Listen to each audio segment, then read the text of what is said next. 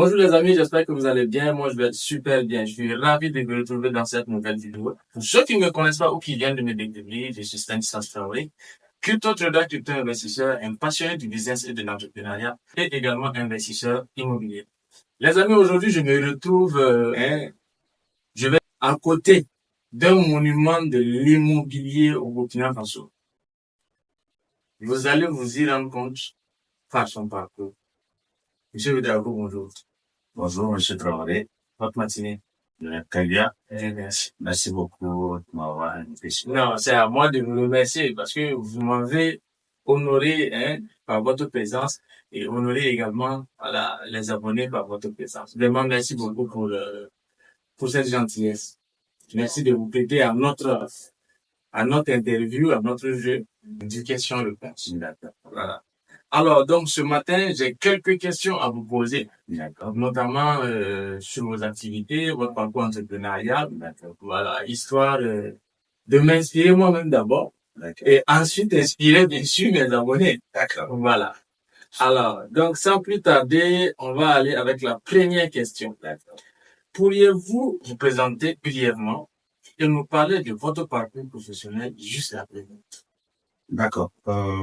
Moi, je suis Lazare Drago. Je suis un entrepreneur acéré. Je suis un agent immobilier agréé. Okay. Je suis aussi un investisseur immobilier. Je dirais que au début, je me suis lancé d'abord dans les journaux. Okay. J'ai réalisé au moins 2 types de journaux. Il y a le magazine du cœur qui est un journal qui parlait de relations sentimentales. Okay. Ensuite, je me suis lancé dans un journal beaucoup grand format avec l'Idéal, qui est un journal qui était dédié à l'entrepreneuriat. Donc après cette étape, parce que ces projets ont échoué, donc je me suis lancé dans l'immobilier. Lorsque je me lançais dans l'immobilier, il faut dire que ce n'était pas du tout simple. Donc, mais bon, Dieu merci, on a pu bousculer les côtes et réussir à maintenir les caps. Et après l'immobilier, par la grâce de Dieu, on a pu avoir un peu d'argent et on s'est lancé dans la technologie, la distribution de matériel informatique. Okay.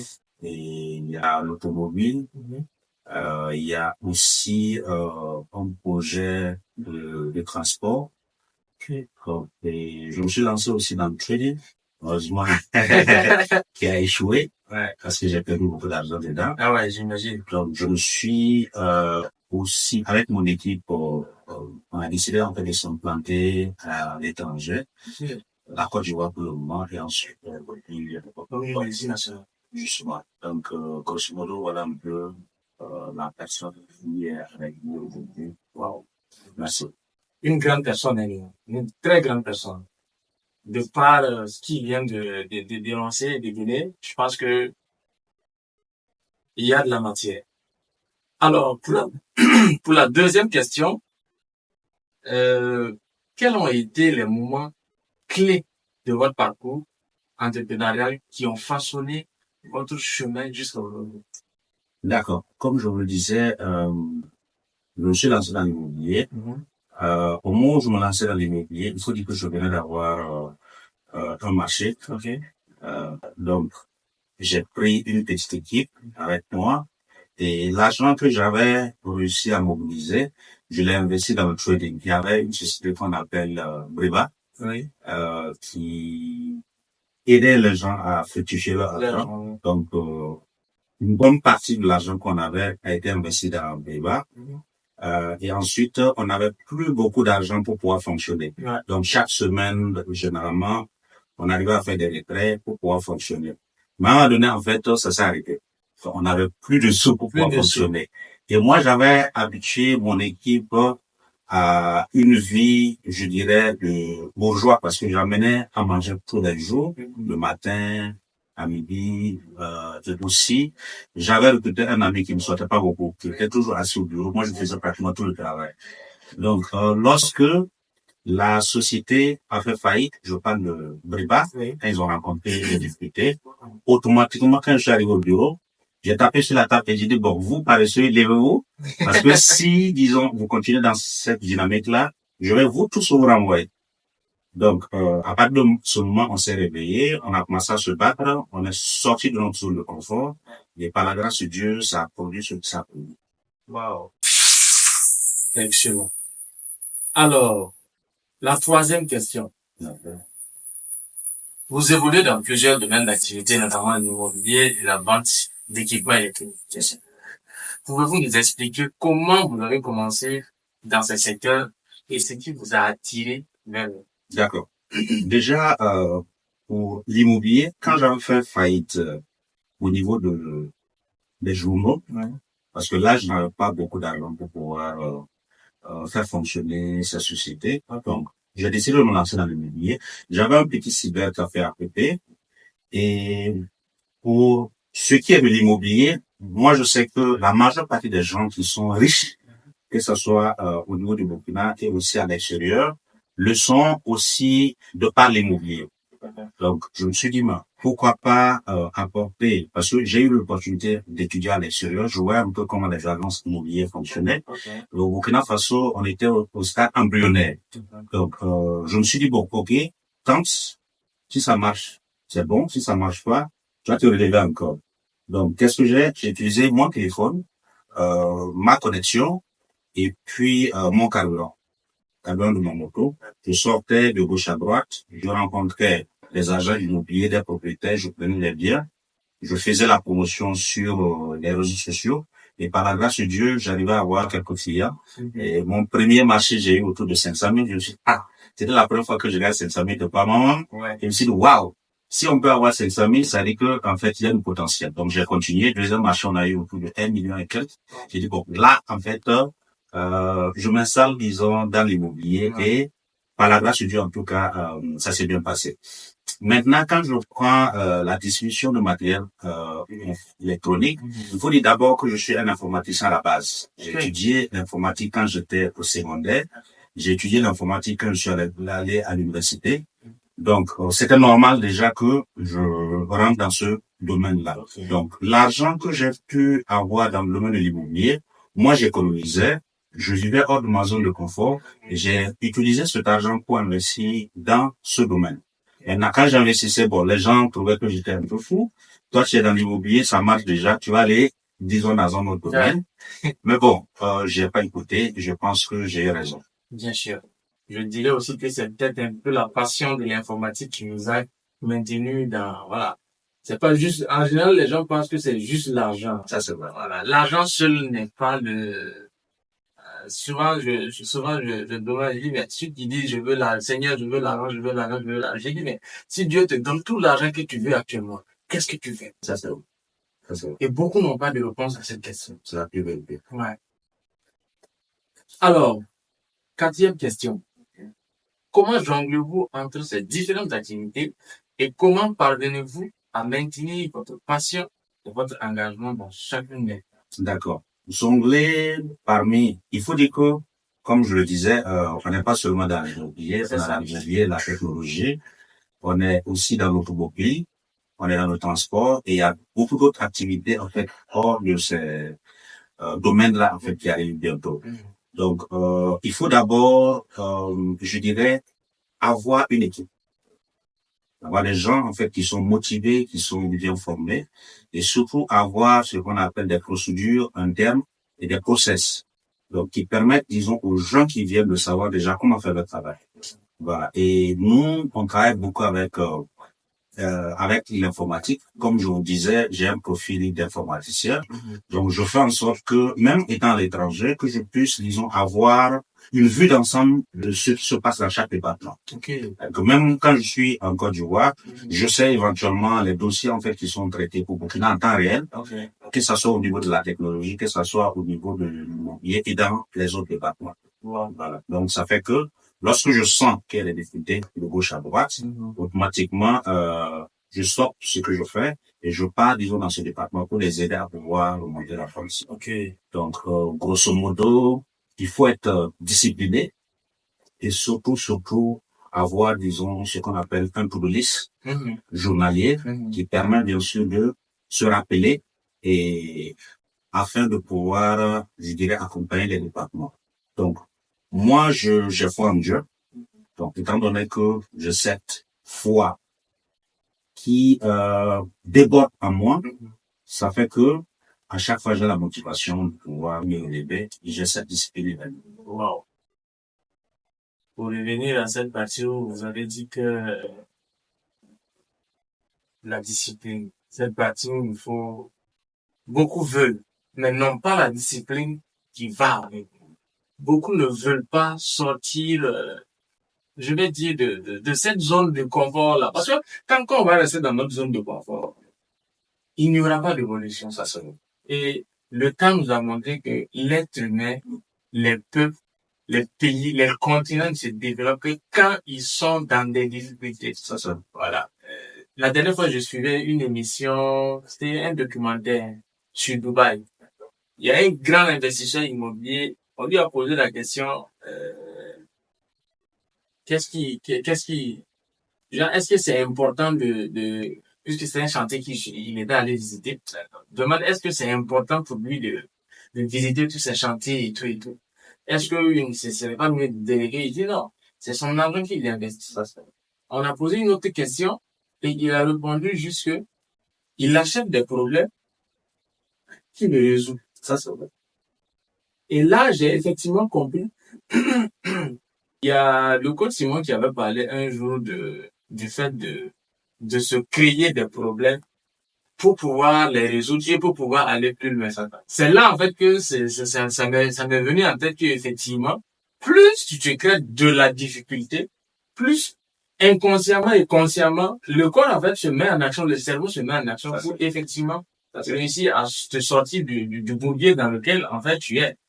Et personnellement, je l'ai remarqué moi-même dans mes différentes activités. À chaque fois que j'ai des soucis, à chaque fois que j'ai des problèmes, il n'y a qu'à cette période-là que j'arrive vraiment à partir, en fait, sur vraiment des niveaux plus élevés. Et ça, franchement, merci de le rappeler. Non, je vous en prie. Alors, 5e question. Alors, qu'est-ce qui vous passionne dans le fait d'être entrepreneur et de diriger vos propres activités? D'accord. Merci beaucoup. Comme je le disais tantôt, c'est le fait en fait d'être d'abord libre. Libre financièrement, libre de son temps. C'est, je dirais, la première des raisons pour laquelle j'ai décidé d'être entrepreneur. Maintenant, deuxièmement, c'est le gain potentiel. Les entrepreneurs, c'est vrai qu'au début, souvent, c'est très, très difficile, mais la majeure part des entrepreneurs qui arrivent à sortir du lot se font beaucoup d'argent. C'est cette capacité également pour pouvoir créer la plus-value. Les entrepreneurs, c'est les gens qui honorent. Les entrepreneurs, c'est les gens, en fait, qui permettent, disons, à l'économie, en fait, de connaître une certaine croissance. Tout à fait. Les entrepreneurs, c'est les gens, en fait, qui ne se plaisent pas beaucoup, mais c'est les gens, en fait, qui apportent des solutions aux problèmes que rencontre la population. Donc, c'est pour cette raison, j'ai décidé, en fait, de me lancer dans l'entrepreneuriat et aussi de créer, en fait, ma propre société. D'accord. Merci. Question suivante. Comment maintenez-vous votre passion et votre motivation au quotidien, même face aux défis et aux revers? Ça, je suis sûr qu'il y a beaucoup d'entrepreneurs qui attendent cette réponse. D'accord. Il faut dire que l'entrepreneur n'est pas facile. Ouais, ça. C'est très compliqué. Ouais. Donc, les entrepreneurs sont généralement très stressés. Un entrepreneur qui a plusieurs entreprises a plusieurs problèmes.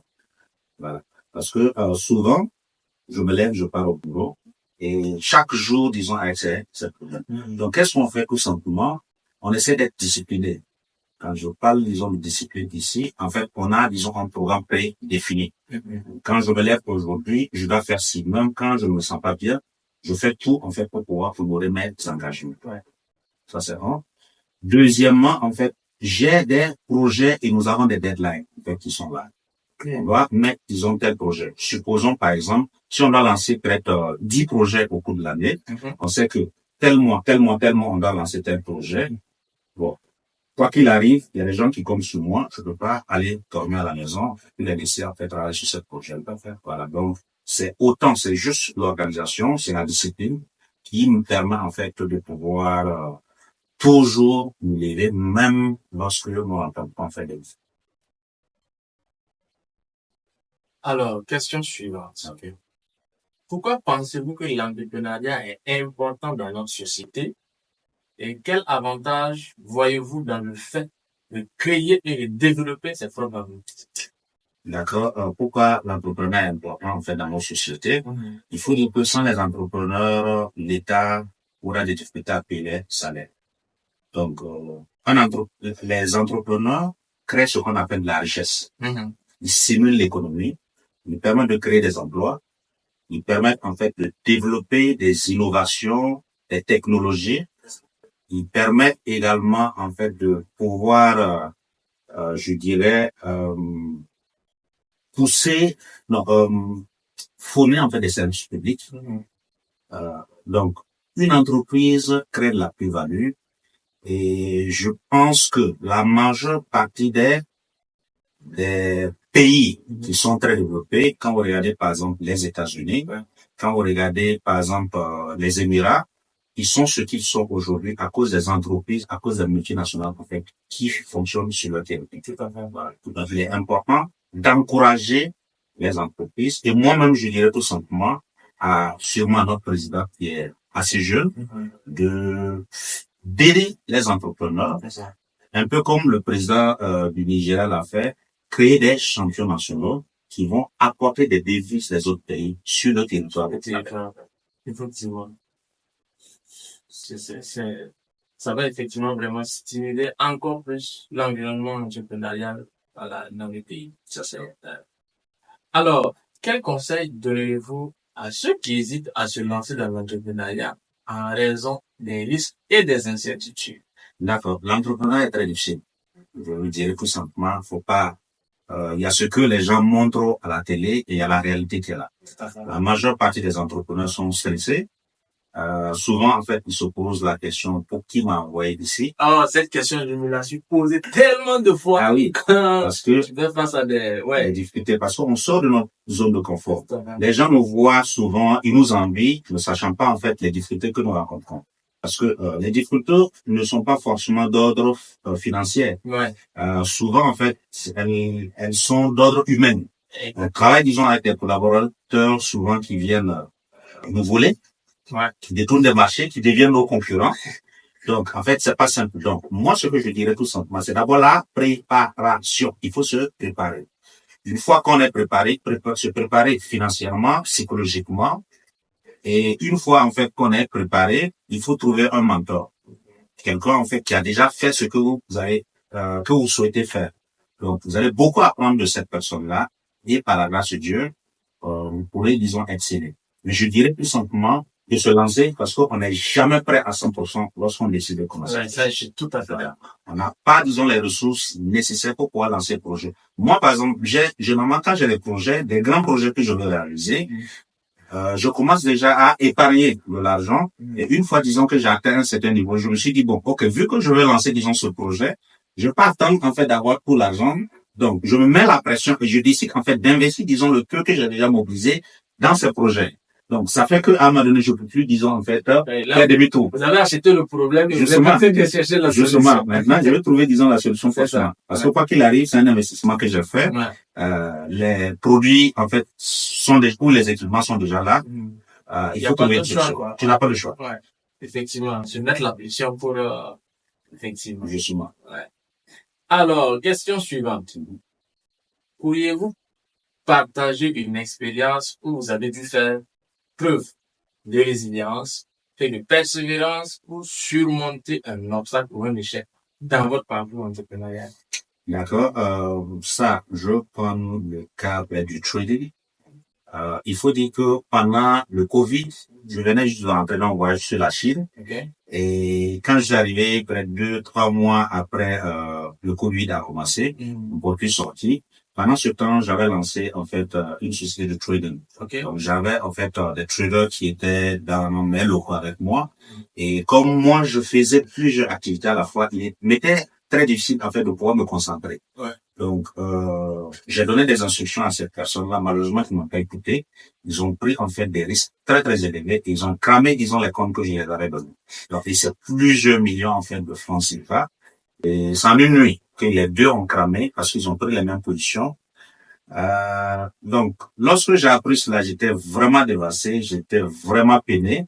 Bien que, en son temps, j'avais une stratégie qui marchait à 99%, et que chaque fois que je lançais un trade, 99% en fait, j'étais en profit. Okay. Maintenant, le hic, c'est que lorsque ceux-là, ils ont perdu, en fait, les comptes, j'avais peur, en fait, de prendre encore une trade. Ouais. Parce que, en dehors, par exemple, du fait que j'avais investi mon argent, j'avais quelques personnes également qui m'avaient confié leur argent pour qu'on puisse les aider. Donc, on venait de perdre, disons, en fait, tout l'argent. Il fallait, en fait, que je trouve l'argent, en fait, pour payer, disons, ces personnes-là. Et qu'est-ce que j'ai fait, tout simplement? Je me suis rabattu sur mes autres activités. Et par la grâce, je vous dirais qu'en un mois, on a pu mobiliser tout l'argent qu'on a perdu. Wow. Wow. C'était très difficile, certes. Qu'est-ce que j'ai fait tout simplement? Je me suis mis à prier, parce que quand on a des difficultés, il faut repartir vers Dieu. Non, c'est clair. Ça, c'est clair. Il faut aller vers Dieu. J'ai commencé à beaucoup prier. Je dirais merci à Papa David, qui m'a beaucoup, disons, conseillé. Et en fait, je me suis lancé et j'ai commencé à prendre beaucoup de risques, en fait, dans mes activités actuelles. Et Dieu merci, ces risques ont payé. Comme je vous disais, en un mois, nous avons pu mobiliser d'argent. Wow. Donc, je me suis dit, si c'est faisable, disons, en fait, pendant cette période-là, c'est qu'en fait, on peut répéter ça. Ouais. Effectivement, avoir cette psychologie après des pertes en trading, c'est... La psychologie, c'est tout, hein. C'est tout. En réalité, j'en ai plus le choix. Soit, disons, je le fais, soit, disons, en fait, on ferme tout et puis on s'assoit. Ouais. Effectivement. Vu comme ça, il n'y aurait pas d'autre choix que de se bouger, quoi. Justement. Ouais. D'accord. Question suivante. Comment gérez-vous le stress et les moments difficiles en tant qu'entrepreneur et quelles sont vos stratégies pour répondre et continuer d'avancer? Le stress, disons, c'est l'ami de la boîte. Les gars, s'il vous plaît, pardonnez-nous, hein. On est stressé. On est permanemment stressé. Tout le temps. D'accord. Le stress est l'ami de l'entrepreneur. Ouais. Je peux vous assurer que ce n'est pas facile. La majeure part des entrepreneurs que vous voyez sont stressés tout le temps. Moi, de mon côté, lorsque je suis stressé, qu'est-ce que je fais? Je me retire carrément et je cherche, disons, à communier avec la nature. Je m'assois dans un coin tranquille, dans un coin où j'ai assez d'air. Je réfléchis déjà à des solutions, en fait, possibles pour pouvoir, en fait, aller de l'avant. Mm-hmm. Et aussi, en fait, je mets en exergue ma foi. J'ai des hommes de Dieu, en fait, qui me suivent. Je demande conseil avec ces personnes-là et je me mets, disons, en prière. Parce que quoi qu'il arrive éventuellement, la foi en Dieu, la richesse est d'abord spirituelle. Oui, ça, je suis totalement d'accord. Voilà. Donc, on peut avoir cette capacité, cette force-là, et travailler dur et ne pas avoir de rôle. Oui. Donc, quand, en fait, on se donne à fond à un moment donné et qu'on voit qu'on n'a pas de résultat et que le stress commence à venir, parce que le stress vient avec les maladies également. Bien sûr. Voilà. Donc, quand le stress s'installe beaucoup, qu'est-ce qu'on fait? Je me retire et je commence maintenant à communier aussi avec Dieu. Je réfléchis beaucoup, je prie beaucoup, je rentre dans des séances de jeûne et aussi, en fait, je communique beaucoup avec mes hommes spirituels, en fait, qui me suivent et qui me donnent des conseils, qui me donnent, en fait, des versets bibliques et autres là pour me réconforter. Ouais. Et après, en fait, je reviens, en fait, sur la scène. Ouais. Voilà. Ok. Dieu d'abord. Ça va. Et puis, le reste suivant. Ça va. Alors, question suivante. Okay. Comment restez-vous constamment informé des nouvelles tendances et des meilleures pratiques dans vos domaines d'action? D'accord. Déjà, un entrepreneur, c'est celui qui apprend beaucoup. C'est un peu comme ce que le coach Simon a dit récemment, l'auto-éducation. Tout à fait. Donc, un entrepreneur qui n'étudie pas, à un moment donné, il devient obsolète. C'est clair. Donc, moi, j'aime beaucoup, en fait, les workshops, les séminaires, les salons. J'aime beaucoup, en fait, participer à des formations. Et comme vous le savez, je suis un informaticien. Étant donné que je suis un informaticien, dans le domaine de la technologie, le monde évolue très rapidement. Ce que vous connaissez, disons, aujourd'hui, demain, en fait, vous êtes à la traîne si, en fait, vous ne mettez pas à jour vos connaissances. Donc, ce qui fait que je suis abonné déjà à certaines pages, je suis dans C'est un newsletter. Je participe beaucoup à des formations et aussi je m'approche beaucoup de ceux en fait qui ont le lead, ceux qui sont les devanciers dans notre domaine pour pouvoir apprendre d'eux. Je lis beaucoup. J'ai autour d'une cinquantaine, voire une soixantaine d'e-books en fait que je lis au fur et à mesure, qui me permettent en fait de comprendre et d'être à jour. Ceux qui n'aiment pas lire, là, on vous parle. Lisez. Lisez. C'est hyper important. C'est important. C'est important. D'accord. Alors, on passe à la question suivante. Alors, quelle est votre approche pour construire et entretenir des relations solides avec vos clients dans vos différents domaines d'activité? D'accord. Il faut comprendre que chez nous, dans ma philosophie, le client est roi. Chaque client qui rentre chez nous doit être traité comme le président, en fait, lui-même. Pas comme dans les boutiques où Non. tu vas trouver le boutiquier, il est là, il dort. Non. Donc, Tu le réveilles, il est énervé contre toi. Ça, c'est vrai. Bon. Donc, en fait, c'est ma philosophie, Okay. ce qui fait que je transmets, disons, cette philosophie à tous les membres, en fait, de mon équipe. Ce n'est pas, disons, seulement dédié à ceux, en fait, qui sont au niveau de la rue. Tous ceux qui travaillent, disons, chez nous, doivent comprendre que c'est le client, en fait, qui paie le salaire. Ouais. Donc, vu que c'est le client, en fait, qui paie le salaire, on doit traiter chaque client, disons, comme s'il était un président. Donc, cette approche nous permet, en fait, d'améliorer. Il faut dire que souvent, il y a des quoi qui sont là, il y a des nouveaux, en fait, qui viennent, qui ne savent pas comment on traite correctement un client. Ça arrive souvent. Mais on essaie d'une manière ou d'une autre de former toujours, en fait, nos équipes à pouvoir accueillir proprement un client. Ça, c'est un. Deuxièmement, comment maintenir cette relation clientèle? Quand je prends, par exemple, dans le domaine de l'immobilier, la majeure partie des clients qui viennent chez nous, sur 100 clients qui viennent chez nous, peut-être 5 personnes, en fait, sont prêts, disons, à passer à l'action immédiatement. Donc, on a autour de 95%, en fait, des gens qui viennent juste pour se renseigner. Donc, vu que c'est le cas, faut pas laisser, en fait, ces personnes partir parce qu'un de ces jours, en fait, ils seront prêts à acheter. Donc, qu'est-ce que nous faisons tout simplement? Nous les prenons, disons, dans notre base de données, dans notre CRM, et nous les suivons régulièrement. On les envoie des messages périodiques pour les éduquer, leur montrer, disons, ce que nous faisons, leur montrer, disons, notre expertise, au fur et à mesure jusqu'à ce que le client soit prêt. Lorsqu'il est prêt, il revient chez nous et puis voilà, on gère le dossier. Donc, on arrive à suivre des clients pendant 1 an, pendant 2 ans, pendant 3 ans. Donc, à un moment donné, le client croit que, en fait, c'est peut-être nous, la seule agence immobilière qui se peut. Wow. Rentrer dans la tête du client, c'est ce que je viens de comprendre. Psychologiquement, maintenir un lien. Et puis bon, voilà. Le client, il est à vous, en fait. Ça, c'est vrai. Et ça, ça, c'est mon expérience personnelle. Faut que je vous raconte cette petite anecdote. Lui et moi, on se connaissait pas, hein. J'ai passé 3 années à acheter du matériel électronique dans son entreprise sans pour autant bouger de mon bureau. Chaque fois, c'est sur les réseaux que je suis tombé, en fait, sur la page Perfector électronique. J'ai dit, ah, tiens, là, quand même, ils ont du bon matériel. Ils ont des choses que nous ne rencontrons pas forcément ici, dont nous avons besoin. Donc, ma première commande, c'était en 2021. Wow. Depuis 2021, je ne fais que me ravitailler. Wow. Tout ce qui est matériel, des câbles, des poids, tout vient de là. Et ce n'est que récemment que je suis tombé sur votre TikTok, j'ai commenté, et vous avez vraiment été sympa. Et franchement, cette sympathie-là m'a touché parce que c'est effectivement pas simple de rentrer en contact avec certains entrepreneurs.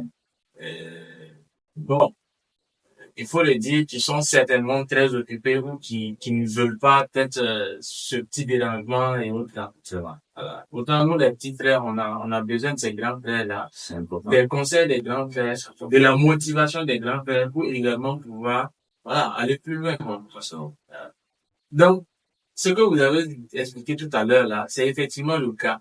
Quand je fais 2-3 mois sans acheter quelque chose, la secrétaire m'appelle, ah, monsieur Traoré, comment vous allez? Ça fait 2 jours. Est-ce que le produit que vous avez acheté est bon? Ça vous convient? Est-ce que ça continue, etc., etc. C'est ça. Et j'ai vraiment apprécié. Tout ça m'a fait que je suis resté je vais dire votre client, en fait. Ça, voilà. Donc, c'est effectivement important de maintenir, en fait, ce lien avec, voilà. Il faut chuchoter le client. Il faut être, disons, assez pétition. C'est ça. Et à chaque fois, en fait, qu'il rencontre des difficultés, il faut agir immédiatement. C'est vrai que, souvent, malheureusement, en fait, il y a des gens qui ne sont pas satisfaits. Ça nous peine, disons, le cœur de le savoir.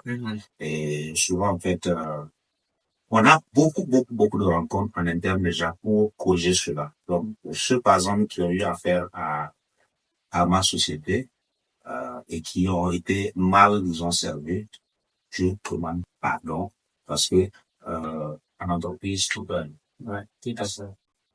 D'accord. Alors, question suivante. Est-ce que vous pouvez nous partager une collaboration réussie qui a eu un impact significatif sur l'activité?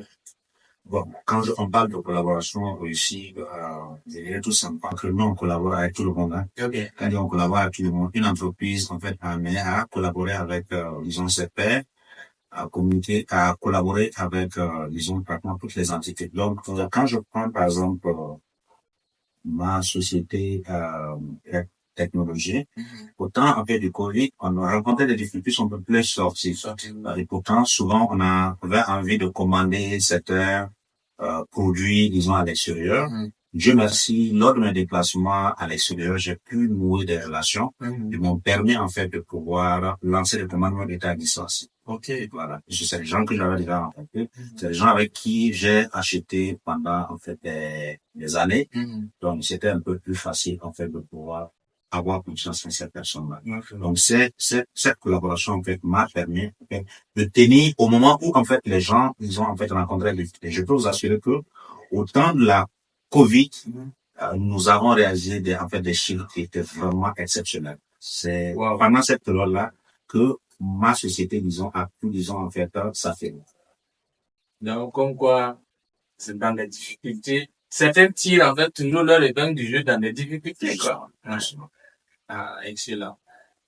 Alors, question suivante.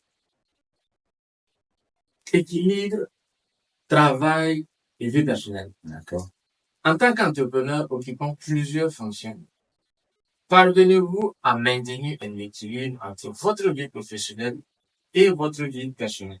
Pour dire la vérité, c'est non. En fait, mes entreprises plutôt, c'est ma vie. Ouais.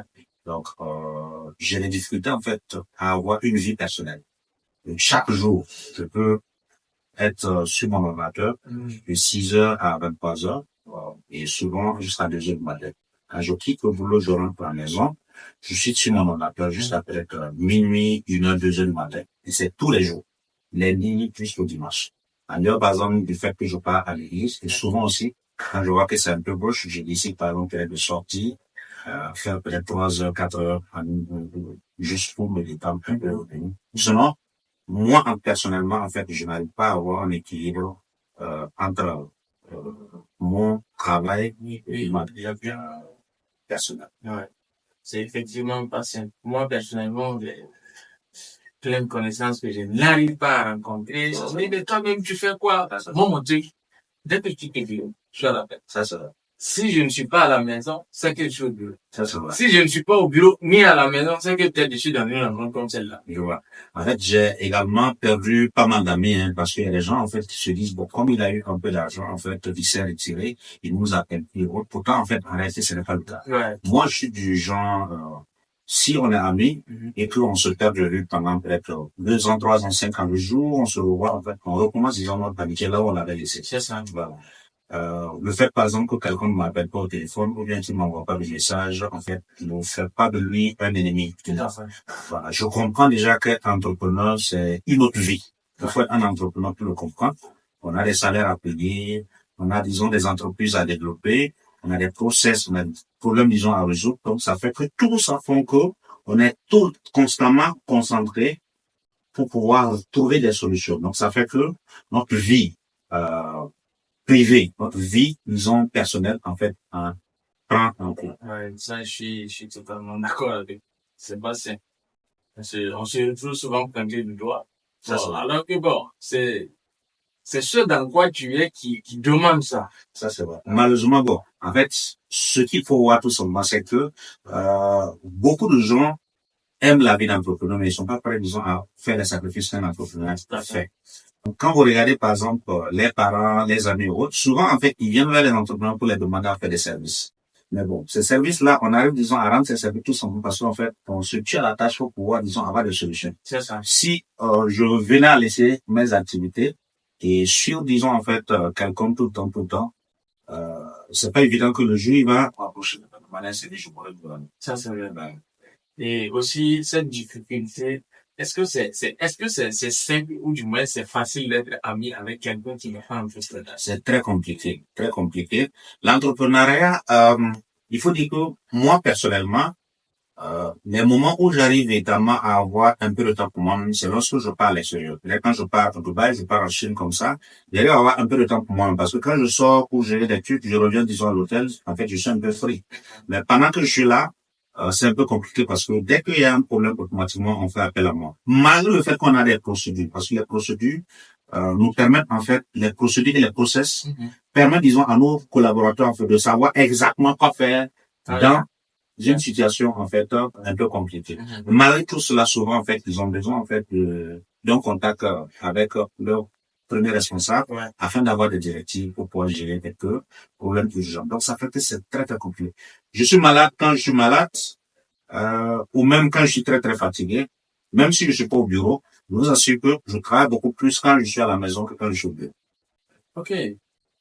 Parce que quand je suis à la maison, je suis hyper concentré, disons, sur les tâches en fait que j'ai décidé en fait de faire. Mais quand je suis au bureau, bon, les gens défilent dans mon bureau, donc ça fait que ça me distrait un peu. Tout à fait, effectivement. Alors, nous entamons la dernière partie de notre interview. D'accord. Conseil aux jeunes entrepreneurs. Ok. Les nous c'est ça. Vous êtes un entrepreneur aguerri. Bon, avec le temps, oui. Alors, quel conseil donnez-vous aux jeunes entrepreneurs qui cherchent à se lancer dans l'entrepreneuriat, en particulier dans le domaine de l'immobilier et de la vente d'électricité? D'abord, il faut dire que c'est des domaines qui ne sont pas faciles. Il faut se dire la vérité. Donc, quand je prends par exemple l'immobilier déjà, je peux vous assurer qu'actuellement le marché est un peu saturé. Il y a, disons en fait, plusieurs personnes qui sont en fait dans le domaine. Donc, il faut travailler hyper compétitif.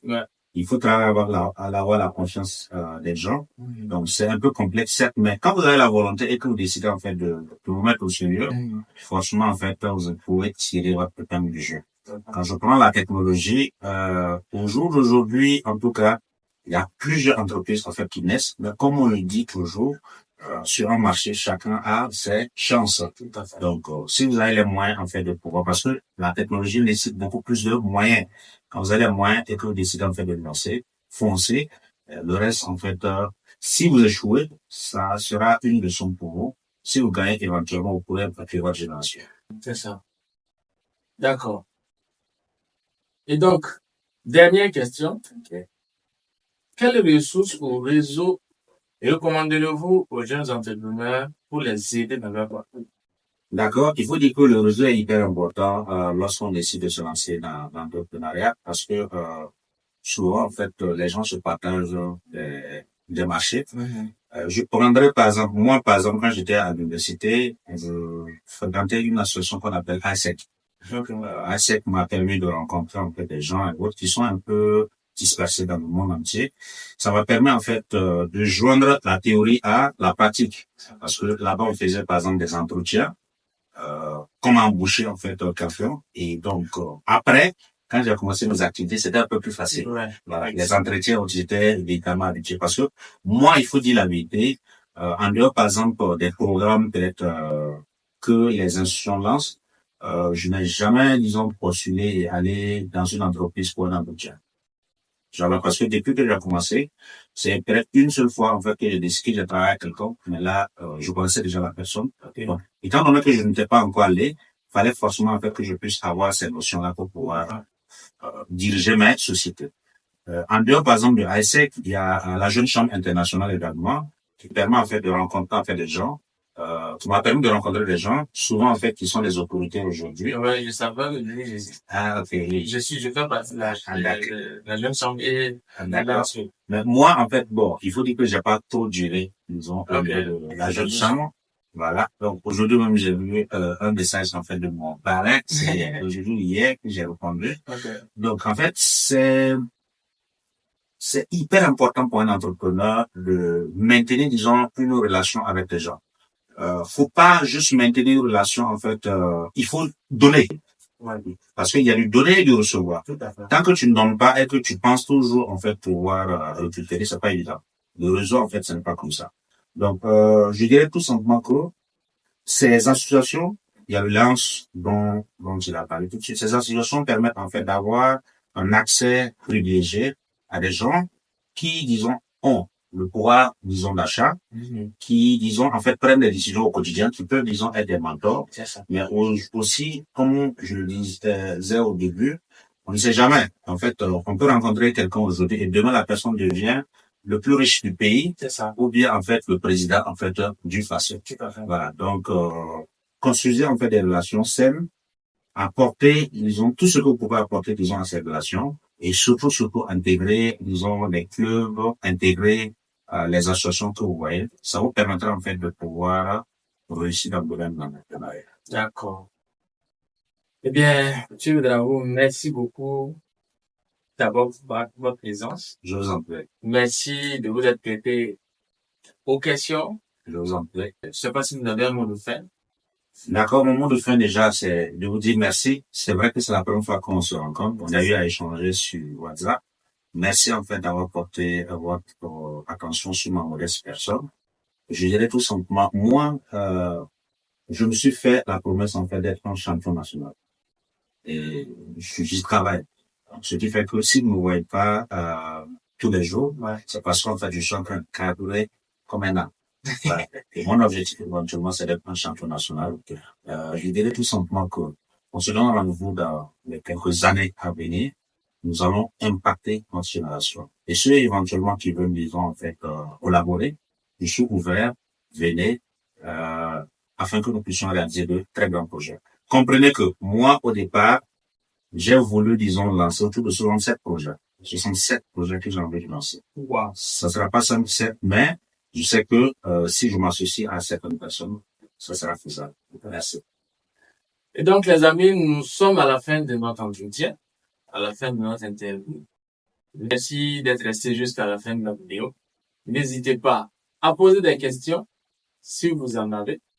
On se prêterait volontaire à répondre à ces questions. Et mettez un like, partagez la vidéo afin que la vidéo puisse atteindre le maximum de jeunes afin que nous puissions effectivement créer quelque chose et construire quelque chose pour notre pays. C'était Stanislas Traoré et M. Ouedraogo. Merci beaucoup et à très bientôt. À très bientôt pour une nouvelle vidéo. Merci.